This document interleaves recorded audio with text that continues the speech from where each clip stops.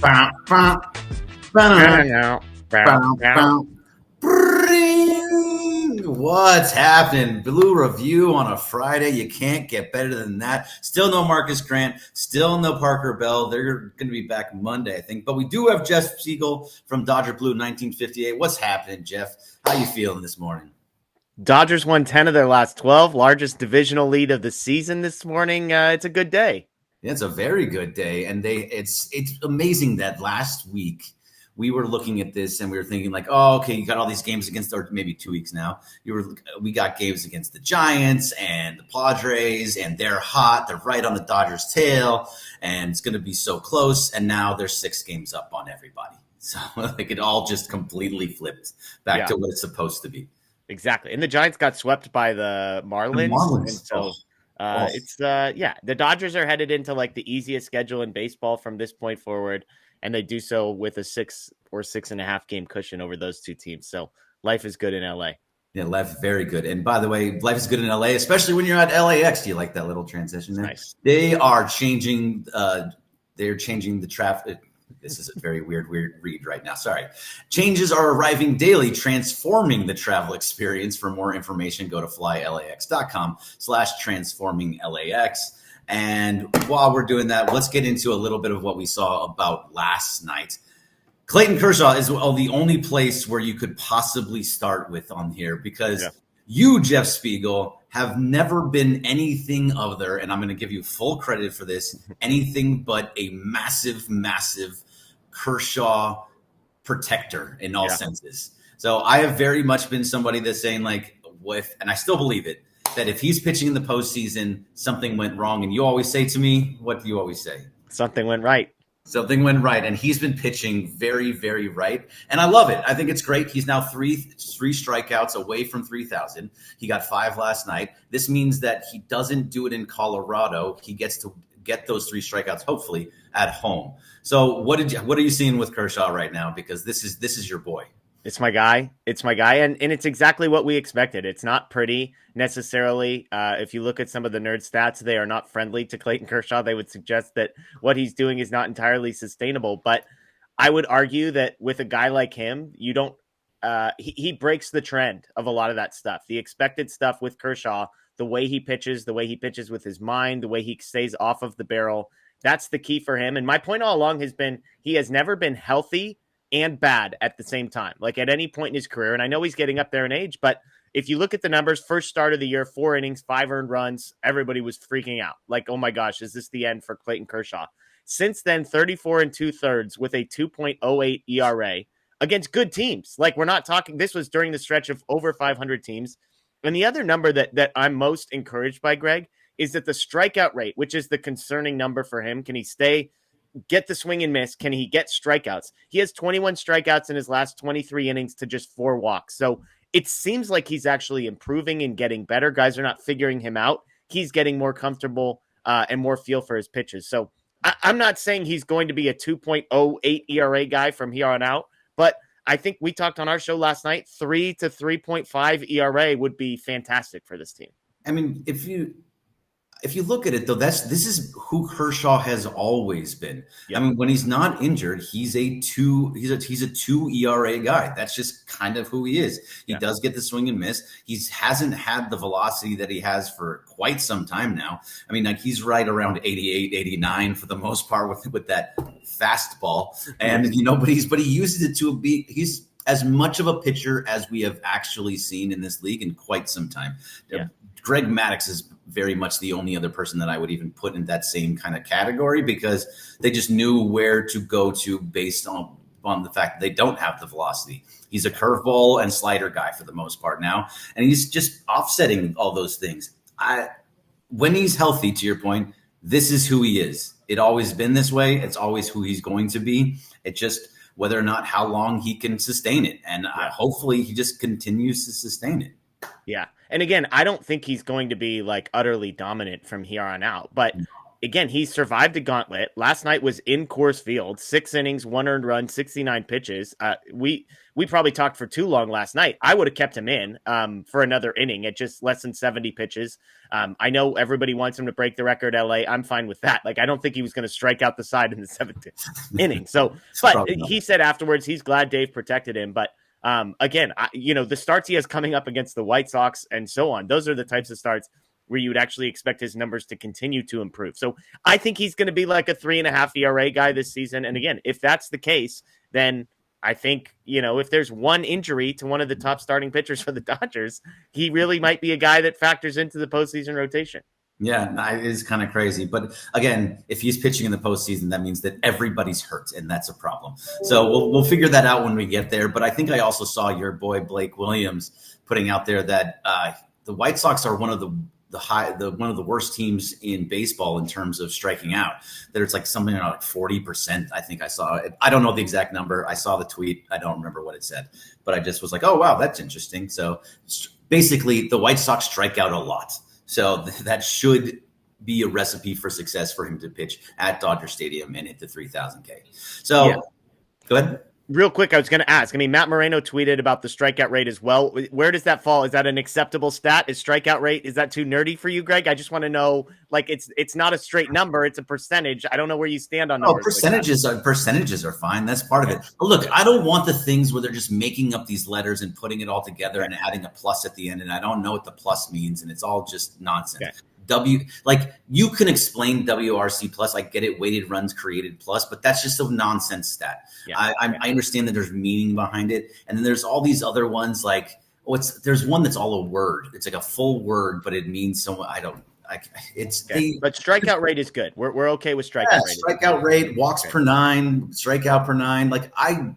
Baseball is about stats. You have to enjoy stats to like baseball. I just don't like the massive weird ones that are all over the place. It's stupid. Okay. We can get into another stat that you love so much a little bit later, but I do want to do this Kershaw thing because I have something for Conforto with you that I want to talk to you about. But 3,000 strikeouts. That's always been the number. Us growing up, that number was, 3,000 strikeouts, boom, Hall of Famer. It was happening a pretty decent amount too, Pedro. We were having Randy Johnson. Guys were just getting to that strikeout rate because they were going 7, 8, 9 innings. They were having complete games, lots of strikeouts. We don't see that very often anymore. Yeah. 3,000 is just as a number that is it's a different number now. So I think Kershaw, when he gets to 3,000, I don't think there's a lot of guys that even have a shot at it after Kershaw. There's two. As of right now, there's two. There's Chris Sale, he's 36 years old, and he's getting pretty close, but he's injured right now. He should pitch a little bit later, but he has 2,528 strikeouts. He should be able to get to that number. It's only just a little over 400 strikeouts. I assume he'll get there. Garrett Cole out for the year, 34 years old. He still needs 750 strikeouts to get to that number. And that's kind of in a spot where it's like, does he get there? Does he get there? Does he not get there? Because he's somebody that needs to stay healthy. But after that, the list drops off. Yeah. There's not a lot of dudes in there. Yeah, I will say this. So if Clayton Kershaw, when he gets to 3,000, he'll be the 20th guy in Major League history to get to that number. I actually think he's the last guy that we will see that ever gets there. And here's the reason why. So there's two other active guys who have gotten there. It's Verlander and Scherzer. Kershaw would be the third active pitcher. But here's the number that stood out to me. Verlander and Scherzer, the last time those two guys struck out 200 or more hitters in a season was their age 36 season. That was the last time in either of their careers they did it. Now, you mentioned Chris Sale just turned 36. He's 472 away. He had 225 last year. That was the first time over 200 since 2018. So he basically needs to be as good as he was last year for 24 consecutive months when he returns. That would be his age 37 and 38 season. Again, Scherzer and Verlander, zero seasons over 200 strikeouts after they turned 36. Garrett Cole, you mentioned, he'll be 35 in September. He needs to do 250 for 3 consecutive years at some point. I don't think he's going to make it. You look at age stuff. We were joking about this. If you go down the list, the first time you get to a guy who's under the age of 30 is Dylan Cease. He's 36th. The first time you get to a guy under 29, it's Tarek Skubal, who's 82nd. He has 773 total. So the one guy that I think you need to talk about, and it's in crazy ways away, is Paul Skeens. I think he's the only guy that you start doing the math. He just turned 23. He has 280 strikeouts. So again, 280, get to 3,000. But to put into context what he has to do, if he gets to 200 strikeouts this year, he would need to put in 13 and a half consecutive seasons of 200 strikeouts, which would be every year through his age 36, 37 season. So he could get, his peak is probably closer to 250 or 300. So then maybe he can miss a season or two in the mix. But that just gives you context. Like, you have to be consistently incredible. Even these young guys, Mizorowski, Chase Burns, like, they're the same age as Paul Skeens, and they're already 250 behind him. So I really think this is a number that after Kershaw, we don't see approached unless it's like a 1 in a million guy, like maybe Paul Skeens would be the only one. You can see Chris Sale maybe pitching another like 5 years, and it does kind of like the Kershaw thing, that where he just has a couple different years, and maybe he's injured, but he comes back and he just pitches enough to get 100 strikeouts in a season. It takes a little while to get there, but he eventually gets there. That could happen, but we live in a different world of pitching now. Yeah. And Kershaw started in this world as being somebody that would go 7, 8, 9 innings. Yep. Where that's not the way that baseball works now. So to get to this 3,000 mark, it feels almost impossible for most of the guys in the league. Again, let's talk about that just in a larger sense. Baseball has been being played for over 100 years, about 150 years, and only 20 guys, 20 guys total have made that number. So really it's not out of that realm of possibility that nobody else gets there. Somebody will get there eventually, but it may not be in our lifetime. And that's such a crazy thing to say, right? Clayton Kershaw may be the last guy in our lifetime to hit 3,000 Ks. And I think it's going to be all the counting stats. Like, I think 3,000 hits. I think, the wins totals for pitchers, all those numbers, to your point, guys are getting injured more than they've ever gotten injured. They're pitching less innings per start than they've ever pitched. Guys, even on the offensive side of things, like, hits are not necessarily valued as much. Like, I think 500 home runs is a number that you might see because dudes are just selling out for power in a way that they haven't before. But again, there's so many things that have to line up because, even a guy like Aaron Judge, who's one of the greatest hitters that we've seen in a really, really long time, you go back and look at, like, at what age did he kind of break through in Major League Baseball? Like, not only do you have to be an all-time great, but you also have to be able to have broken through at like a young enough age to be able to sustain it for 15 years after that. Like, Aaron Judge is 33 years old, like his first kind of awesome season, he was like, 26, 27, 28, 29, somewhere in there was the first time. I guess he had 52 home runs as a 25-year-old, but he didn't hit 50 again until he was 30. So, like, they have to start early, sustain it over 10, 15, 20 consecutive years, and stay healthy all at the same time. Yeah, I'll stay. And that's to your point about Paul Skeens, who you think is, look, I don't want to jinx some dude, but do you really believe that Paul Skeens is going to stay healthy for his entire year and not get a Tommy John type injury? It just doesn't make sense. The way the human arm is not supposed to be able to do that, sustain a sustained amount of time. Yeah. The way that he does it. So it's Tommy John waiting to happen. I hate saying that, but that's basically the world we live in. So that means you now lose a year plus possibly, and on top of that. So it just seems like a number that is just unattainable for basically anybody unless the game itself changes and and this is what people are asking for, changes from the bottom of the ground up and you start seeing a guy that's a strikeout pitcher, but he's throwing to location and not throwing just with power. Yeah. And it's hard. It's hard to justify that because you have to start rewarding people at younger ages for the ability to go deeper into games and for the ability to stay healthy. But who's going to do that? Like, what college coach is going to say, like, hey, I know this guy throws 99, but let me go take the guy who's 95 because he might have a better big league career. That guy doesn't care about his big league career. That guy's like, well, the guy who's 99, if we can keep him healthy for 6 months, dot. And then you fill in the blank on that. And so I just don't see how they ever incentivize younger players to do this. You could incentivize major league teams to do it by shrinking bullpens or whatever. But at that level, it's going to have already been too late. So unless you're sort of incentivizing that at the college level, at the JUCO level, and even at the high school level, which is just never going to happen, then I just think this is the world we live in. Yeah, I think you're absolutely right, and it's a sad way to think about it. That guys just don't care about your arms and don't care about what your future really looks like. Just Totally. if you give me one great year of throwing 105 miles an hour, that's all I really need out of you. It's a sad state of affairs. But I do we could talk about this for the entire show, but we only have 10 minutes at this point, and it's going to fly through. So I do want to get to some other topics, and we were talking about guys that can go long, go 5 to 7 innings, and one of those guys is Dustin May. I had this conversation with Travis yesterday, but I know that you have a pretty strong opinion on all of this. That Dustin May is somebody that and he's pitching tonight too, so that kind of wraps it up together. He is a guy that consistently goes 5 to 7 innings. He doesn't have a ton of strikeout stuff anymore, which is weird, but I think that's something that he could figure out because he's been out for 2 years. But what are your thoughts on Dustin May and how he fits into this team itself? Because he's a walkaway free agent. The trade deadline is coming up. And what are they going to do with him? Because Andrew Friedman only brings back guys that they believe in, or they just let him walk away if they don't. So where are you out on Dustin May? I like Dustin May. I want to be clear because people are going to clip this out and say, oh, Jeff hates Dustin May. I don't hate Dustin May. I think the hard part with Dustin May is he's one of these guys. He's like the opposite of Kershaw is what I would say.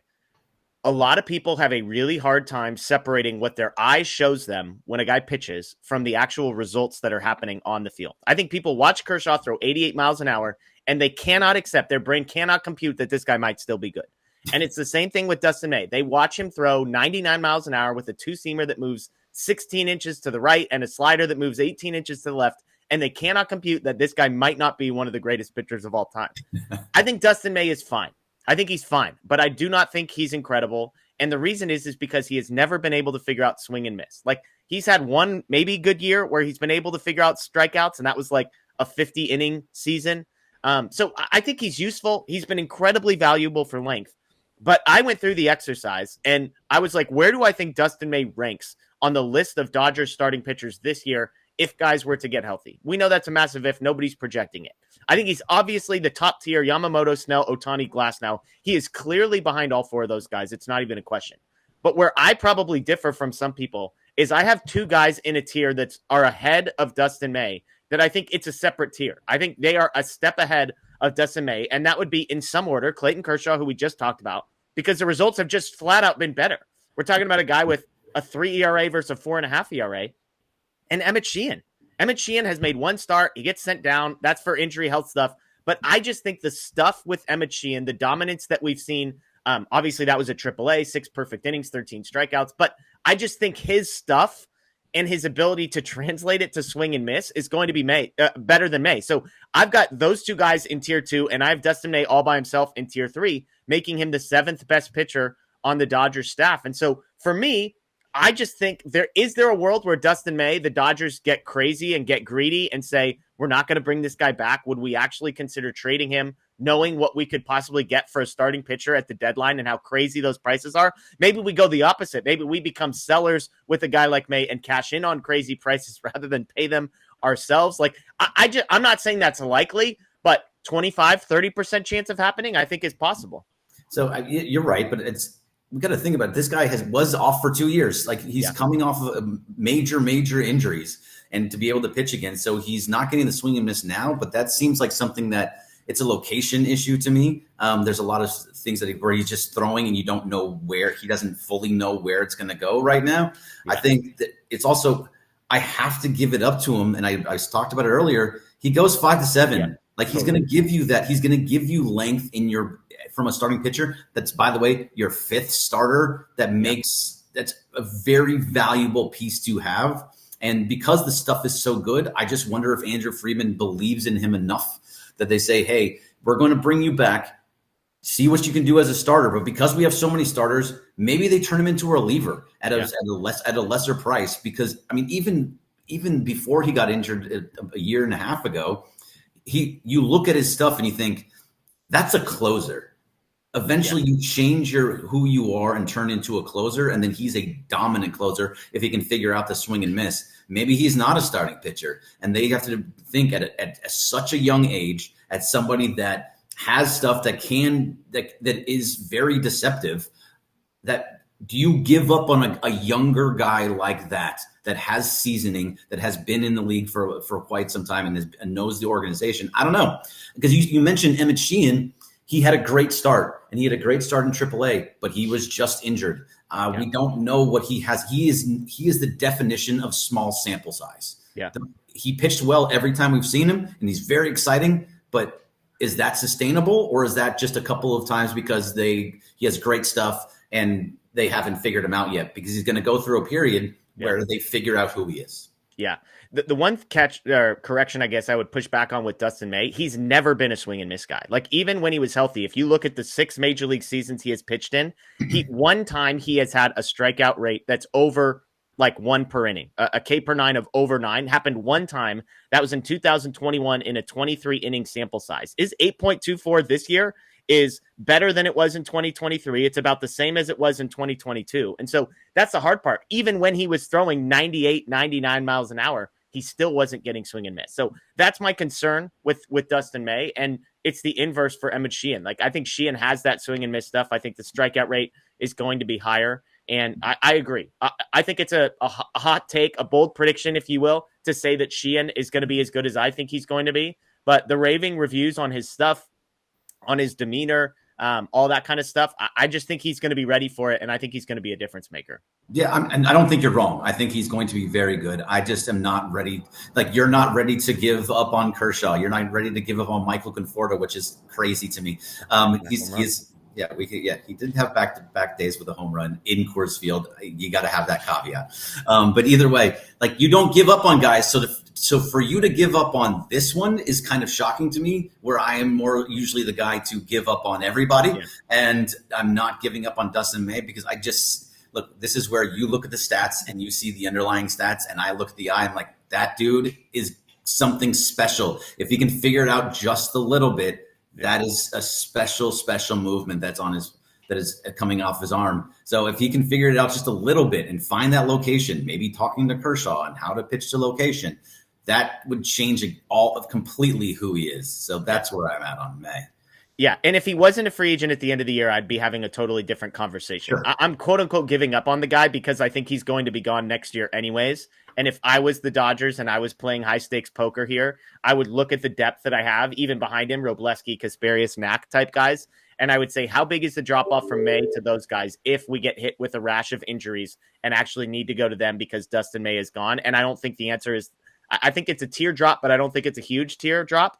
And then I would say, if we could go get a couple lottery tickets or a decent prospect in exchange for renting Dustin May out, knowing we're not going to bring him back next year anyways, knowing lack of swing and miss means his effectiveness in the bullpen might not really be there. I'm just saying I think it could happen. And it sounded crazy a couple months ago, and it might sound crazy in 2 weeks if some injuries pop up. But I think if you're looking at a guy who might be your 7th starter when everyone's healthy, I think that's an expendable piece. No, I don't think you're wrong. I just wonder what Andrew Friedman does because of all of that. All right, we only have about a minute and a half left here, so I'm just real fast. Ohtani is pitching tomorrow. Do you think he goes 2? What are you expecting out of Ohtani tomorrow? So Ohtani gets priority over Michael Conforto. What are we doing here, Greg? Why are we? I'm going to end the weekend on a high note for myself. 2 innings. I think he goes 2 innings. I think we see multiple innings from Shohei Ohtani for the first time. I think he gets it up to like 35-ish pitches would be my guess. And he was really effective last time out. So I expect it to be a good 2 innings from Shohei.